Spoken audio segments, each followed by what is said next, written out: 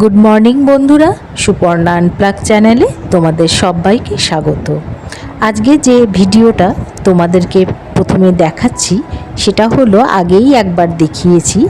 এই দেখো এই চারাগুলোকে বেশ কিছুদিন আগে আমি কিছু বীজ কিনে এনেছি, জিনিয়া ফুল এবং দোপাটি ফুলে সেই ছোট্ট ছোট্ট চারা বেরিয়েছে।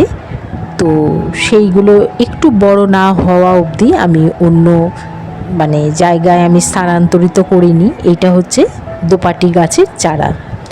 যাই হোক, এটা তোমাদেরকে আগে আমি দেখিয়েছিলাম। বর্তমানে অবশ্য মাঝখান দিয়ে প্রায় 1 মাস পার হয়ে গেছে।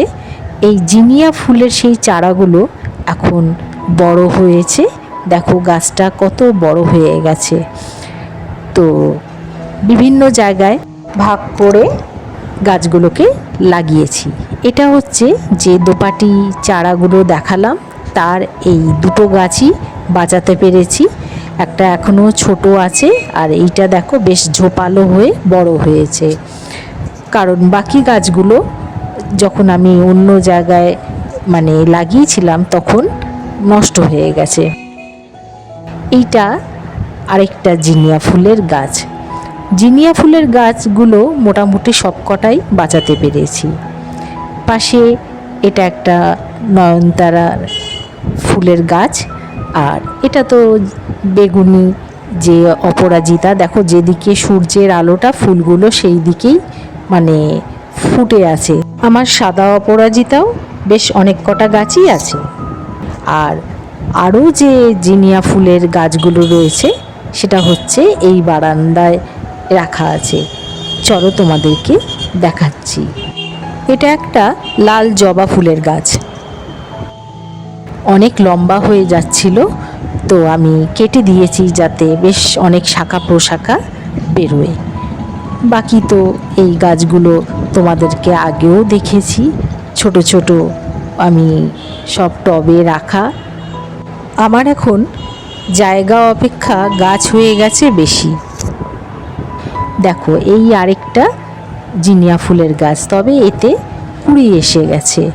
একটু বেগুনি কালারের ফুলটা হবে সেটাই বোঝা যাচ্ছে। ছোট্ট হয়ে রয়েছে, এখনও মনে হয় 2-4 দিন আরও লাগবে। আর পাশে রয়েছে একটা বগেনভেলিয়া গাছ, সেই ডালটা সমানে লম্বা হয়ে যাচ্ছে, তো আমি কেটে কেটে দিচ্ছি যাতে বেশ গাছটা ঝোপালো হয়। তো এই যে লম্বা একটা ডাল উঠে গেছে উপরের দিকে, এটাও আজকে কেটে দেবো যাতে সবগুলো সমানভাবেই গাছগুলো পাতাগুলো বড় হয়। এখানে আরেকটা জিনিয়া ফুলের চারাকে লাগিয়েছিলাম, সেটাও বড় হয়েছে, কিন্তু কুঁড়ি শুধু ওই একটি গাছই এসেছে, বাকিগুলোতে আসেনি। আর এইটা কারি পাতা গাছটা তো তোমাদেরকে আগেও দেখিয়েছি, খুবই সুন্দর। এটা আমার প্রায় হয়ে গেল 6-7 বছরের পুরনো এই গাছটা। বারান্দায় গাছটা থাকাতে খুবই সুবিধা হয়েছে, যখনই প্রয়োজন পড়ে আমি চট করে নিয়ে নিতে পারি। আজকে তোমাদেরকে আমার একটা মন খারাপের কথা তোমাদের সাথে শেয়ার করব।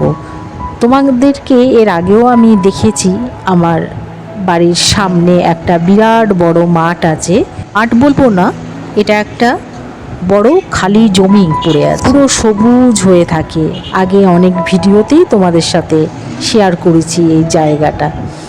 এই জমিটাতে প্রচুর ধরনের গাছ আছে, তাছাড়া প্রচুর পাখির আগমন হয়, আর হাওয়া বাতাসও খুবই খেলে। কিন্তু আজকে সকালে হঠাৎ দেখলাম একটা বুলডোজার ঢুকে এই মাঠের সমস্ত যে গাছপালা রয়েছে, বড় বড় গাছগুলোকে ছাড়া বাকি যত ছোট গাছ আছে সব পরিষ্কার করতে লেগেছে। মনে হয় কোনো আবাসন ফ্ল্যাট বাড়ি হবে। এবার বিশাল বড় জায়গা তো, পরিষ্কার করতে অনেক সময় লাগবে, তার জন্য দ্রুত করার জন্য বুলডোজার নিয়ে এসছে। দেখো কিভাবে গাছগুলোকে উপড়ে তুলে একদম ফেলে দিচ্ছে, খুব খারাপ লাগছে। এই গাছপালাগুলো থাকে বলে কত পাখি আসে, আর যেহেতু আমার ব্যালকনির একদম সামনে, দেখতে খুবই ভালো লাগে। তোমরা শুনতে পাচ্ছ কিনা জানি না, কত পাখির আওয়াজ দেখো। মনটা খুবই খারাপ লাগছে। এই যখন যদি সত্যিকারেই এখানে আবাসন হয়, পুরো বড় বড় ফ্ল্যাট দাঁড়িয়ে যাবে, তখন এই প্রাকৃতিক সৌন্দর্যটা পুরোই হারিয়ে যাবে। কয়েক ঘন্টার মধ্যে পুরো জায়গাটা পরিষ্কার করে দিয়েছে, হয়তো কালকের মধ্যে পুরো চারিদিকটাই পরিষ্কার হয়ে যাবে। যাক, এই প্রাকৃতিক সৌন্দর্যটা আমার ভিডিওর মাধ্যমে ধরা থাকলো। আগামী দিনে কোনো সময় মনে হলে দেখতে পাবো। তোমরা সবাই ভালো থেকো। ব্লগটা আজকে এখানেই শেষ করলাম। দেখা হবে তোমাদের সাথে আবার অন্য একটা ভিডিওতে।